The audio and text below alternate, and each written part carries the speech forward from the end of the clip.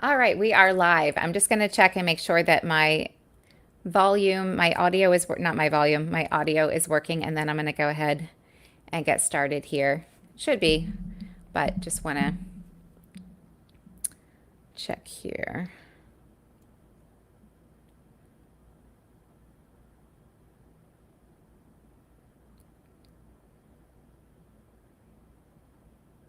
Oh, it's not telling me, but I'm just going to go ahead and get started.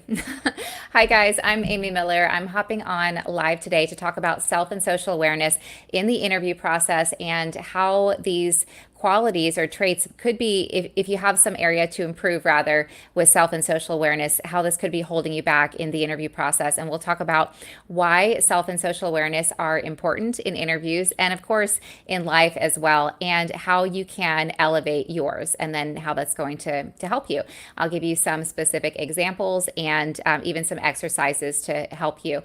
And this comes up for me because sometimes an interview coaching client will reach out to me letting me know that they're aware that there's something that they need to improve in the interview process, but they don't know exactly what it is. And so this lets me know that they have some work to do with their self-awareness. So I always like to define things. So even though we often hear this word awareness, what does it really mean? Well, self-awareness is being conscious of your own character and understanding your feelings, your motives, so your emotions and your desires. And so that's from the dictionary, but also it's how you are showing up, how you are being received by others. If you're not aware of this, then this could potentially be holding you back, especially in the interview process. And it really surprises me how often I connect and speak with candidates who are tenured in their career. And I do a lot of recruiting specifically for medical manufacturing companies. And a lot of the roles that I work on are sales roles, not all of them, but a lot of them. And so sometimes I'll be connecting with career up and comers who present themselves very well with a high level of self and social awareness. And sometimes I'll connect with folks that have been in sales for 20 years and maybe they're going on long tangents, maybe they're not answering my specific question. And so this shows me that they are lacking some self and social awareness. So it surprises me how that could be. And they've been in their career in sales for such a long time, where you're interacting with others and with your customers, you definitely want to be socially aware. We'll have better results. So we're going back to the definition we talked about. Self-awareness, social awareness is being able to understand others, understand their emotions, their desires, and being able to empathize with them and consider them. So time management comes to mind with this. When you're in an interview, the interviewer, whether it's a recruiter or a hiring manager, they're conducting the interview. And so they need to be the ones that are guiding the interview, that are getting their questions answered. And they've got a specific amount that are deciding rather on the questions that they need answered. And they're going to have a specific amount of time within to work to get that done. And so when a candidate is not aware of that and they're going on these long tangents and the recruiter, me, or maybe the hiring manager has to kind of rein them back in or redirect the conversation, this is demonstrating a lack in self and social awareness because you're not considering that, the other person has an agenda, they have information that they need to get from you, and they have just a limited amount of time likely that they need to get that information. The good news though is that if this is an area that you would like to improve upon, you can. You actually absolutely can learn self and social awareness, and we'll talk about how. But first, let me give a couple of examples, or just talk about, speak a little bit about why this matters. Because if you are Okay, so a hiring manager, what they are looking to assess is how you're showing up in the interview. Number one, of course, skill set, experience, these certain things matter as well. But the reason why how you're showing up in the interview process matters is because how we do anything is how we do everything. So if you are not demonstrating a high level of self and social awareness during the interview process, that's what you're going to do in the role, and you're likely not going to move forward to that next step in the process. So what would be some examples? Well, I spoke to a couple already. So let's say you're going on long tangents. Presence is key in the interview process. So what I mean by that is staying present.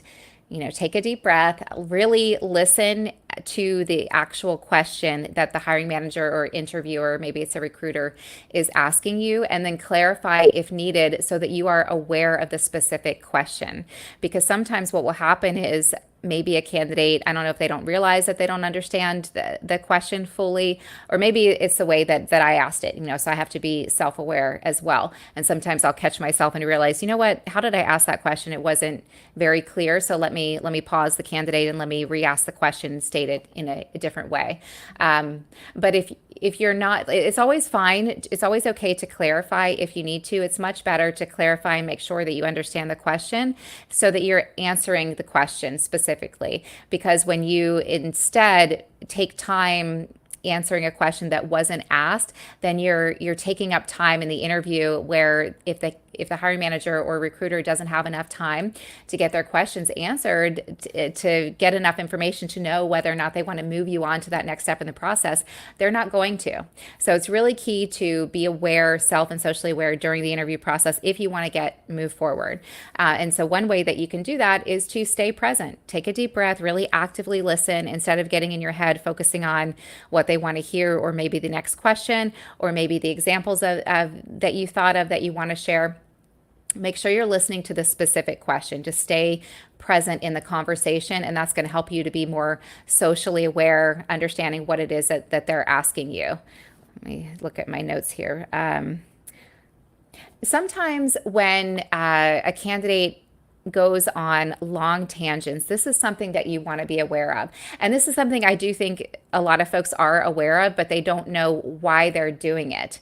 And so the why behind the action is also going to help you elevate your self-awareness, because when maybe we know that we're doing an action that is not ideal, for example, over talking in an interview, going on long tangents, if you can dig a little bit deeper and ask yourself why you're doing what you're doing, well, then you'll be able to stop the action. Now, sometimes candidates do this because they know that they're not a fit and they're trying to put themselves inside a box that's actually not the right fit. And so what can you do?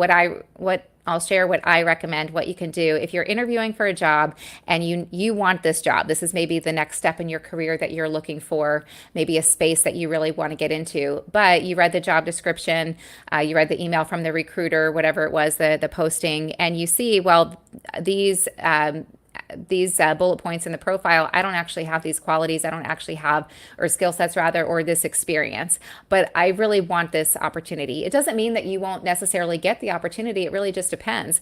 My first sales job, I did not meet the requirements. The only requirement was sales experience, which I didn't have, but I still got it. But I was transparent with my experience. This is what I have. This is what I don't have. This is what I'm looking for and why. And that you just being transparent rather than going on a long tangent, telling a long story because you know that the answer that they're looking for is not actually one that you have that you can share. For example, the experience that they're looking for, this is going to result in you're not going to connect with that hiring manager or that recruiter, and you want to establish connection. So rather than, if you realize that one of the things that you tend to do in interviews is go on long tangents, rather than just being specific yet brief with your answers, and if you dig a layer deeper and realize, well, sometimes I'm doing that because I don't have the experience that they want, if I'm being honest with myself, but I still want to see if I can be considered for the role, the best thing to do is just be transparent and say, this is my experience. I have this. I don't have this. I see that you're looking for this, but I feel like I could potentially be a good candidate because I have this, and I'm really interested in this opportunity. That's going to establish a genuine connection with the recruiter or the hiring manager. What I mean by connection is they're understanding you. You're being transparent, you're being direct, you're being open, and then this way you guys can connect. And I have moved candidates forward before that many times that didn't check all of the boxes of the experience that the hiring company was looking for. because I still felt like they were a fit. And then I will let the hiring manager, or could be a fit, and I'll let the hiring manager know I'm presenting this candidate because I think they're a fit because of X. They do have this, they don't have this, and then the hiring manager can decide. But if instead we're going on a long tangent and the information that we're sharing is kind of like a big gray area rather than we're just being direct, we're just wasting time. And this is showing a lack in social awareness because you're not prioritizing the other person's time well. You want to, and how do you do that? Just by directly answering the question, specific yet brief. And again, sometimes you check some of the boxes and not all, and it can still be a great fit. So what the hiring manager is thinking when you are either going on long tangents or not answering the specific question is that you're not respecting their time, because they need the information that they're asking you to decide whether or not they want to move you forward in that next step in the process. And so then if they feel like you're not demonstrating self and social awareness in the interview process, well, that's what you're going to do in the field. And so you're not going to move forward. So how can you tell if you are, because if you're lacking self-awareness, how can you tell that you need to improve? I don't know. I guess if anybody will be watching the video, if this is not something that they want to improve on. I think what you want to do, if you are at all interested in self-improvement on any level, then you definitely want to pay attention to self-awareness, and you want to elevate that. And the more that you elevate your self-awareness, so understanding your own feelings and motives and actions and why and how you're showing up, the more you can improve these things. You can make better choices. And the deeper you understand yourself, the better you're going to be able to understand others. Because think about it, if you don't understand, let's say you're frustrated with something in your life. It could be your career, it could be something in your personal life. Let's say you're frustrated or you're unhappy, but you don't know why, and you haven't done the introspective work to try to figure out why. You're not going to be able to solve that problem. And if you don't do that work to understand why you're feeling the way you're feeling, then you're not going to be able to understand others and how they feel. And I've done a lot of work on myself, introspection, self-reflection over the years to help me overcome certain challenges and achieve certain goals.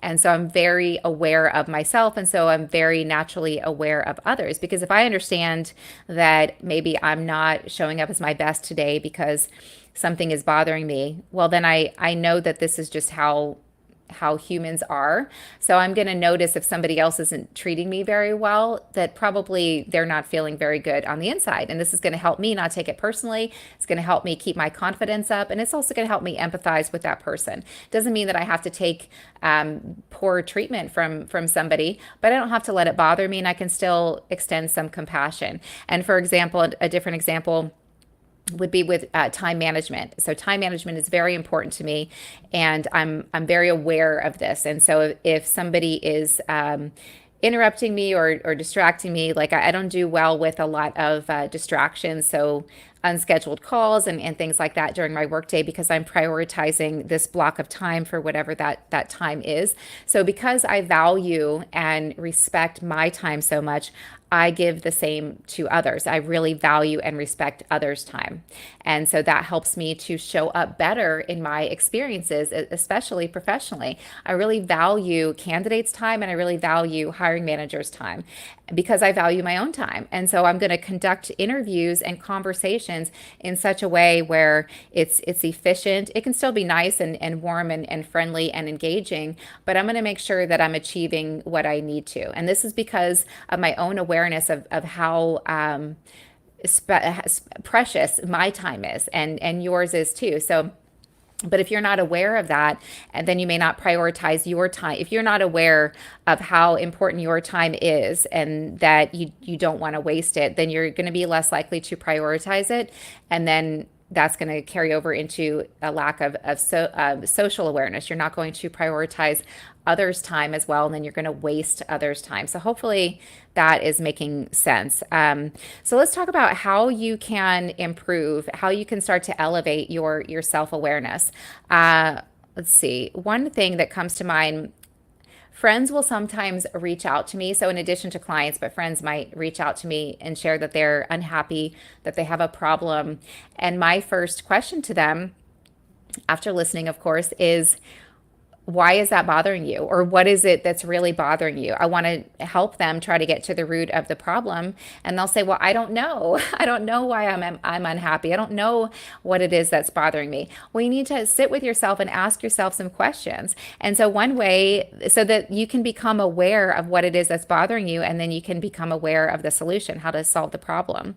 And so one way that you can elevate your self-awareness is to pay closer attention to your emotions. How are you feeling throughout the day? It can be a positive emotion, it can be a negative emotion, and you don't have to judge the emotion, but you just want to get curious about why you're feeling the way you're feeling. And in the interview process, if you come out away from an interview and you sense that it didn't go very well, try to identify the emotion that you're feeling. Is it insecure? Is it not confident? Is it frustrated?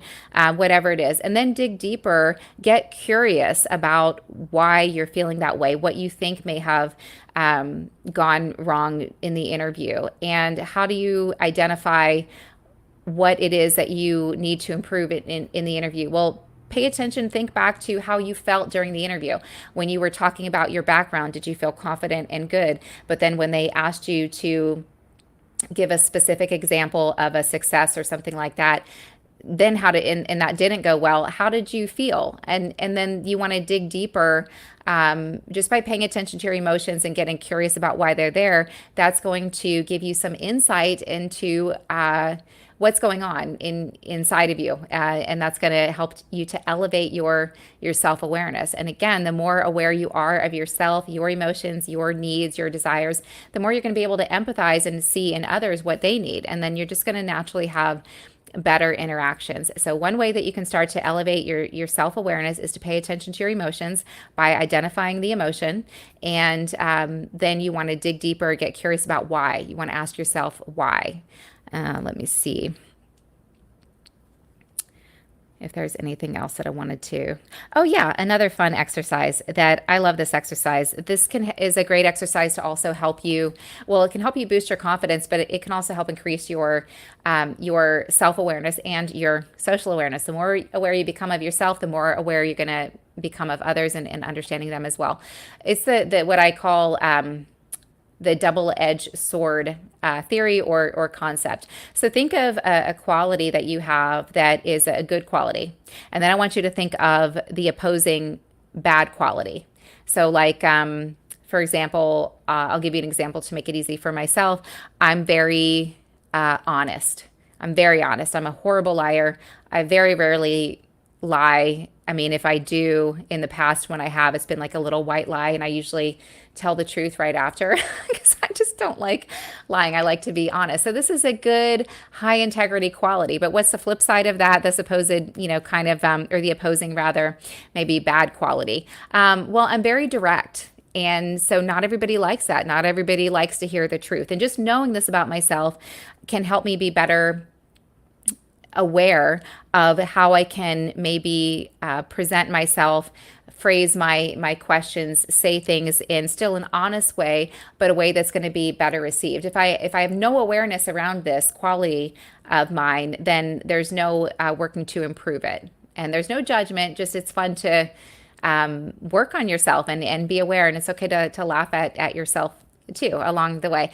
And then also, okay, so think of a good quality of yours, identify that, and then get curious about what's the opposing negative quality within the same quality, that double-edged sword, where good qualities can propel us forward, but sometimes they can hold us back. So where is that for you? And then vice versa with what somebody would say is a bad quality of yours. See if you can then find the opposing good quality and how that supposed bad quality sometimes propels you forward. So an example for me would be, although I think that I've gotten better over the years, but I'm maybe impatient. And then the good quality there would be efficient. I'm going to get things done. I don't do well with time wasted, that kind of thing. So I'm impatient in that regard. I want to make sure we're moving the needle, we're accomplishing things, we're getting things done. So it's fun to get curious about yourself, to learn about yourself, and you don't need to judge. Just the more you learn, the better you understand yourself, and then you can make different choices. And this will help you in the interview process because we want to feel connected, meaning we want to have an understanding with each other. And the same is true for hiring managers with their candidates. They want that understanding, and you're going to better understand the person that you're communicating with if you are aware of yourself and how you're showing up, and then if you are aware of what's important to them. So their time, listening to the specific questions that they're asking and answering in a genuine, honest way. And if it's a fit, great. And if it's not, that's okay. You had a connecting experience, and maybe there'll be an opportunity down the line. So I hope that helped and that you got some value from the video. If so, you are welcome to give me a like. I do accept likes, and you can also subscribe to the channel so that you can continue receiving my content. You can also check out my books and courses on my website. There's more information there, and I will see you in the next one.